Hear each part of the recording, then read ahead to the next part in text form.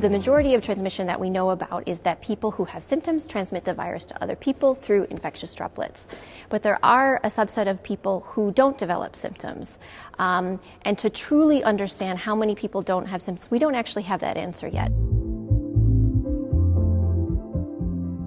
So when we say asymptomatic, we mean somebody that does not have symptoms and does not go on to develop symptoms. Truly, no symptoms. We know a number of them who are reported as asymptomatic actually may have mild disease. They may go on to develop symptoms. They may not quite register that I'm sick. I just feel a little bit unwell.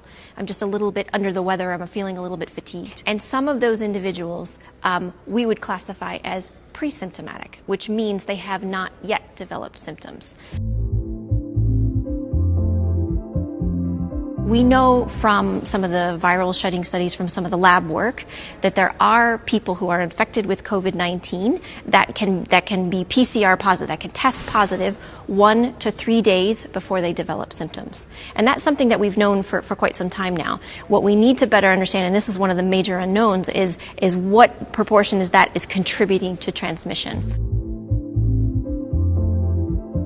When you sing or you're shouting in a nightclub because you can't hear your friend and you're saying, can you hear me? And you're close by and you're projecting your voice at someone, then it's clear that in that situation, if the virus is present in your upper respiratory mucosa, then there's every likelihood that you can project that virus.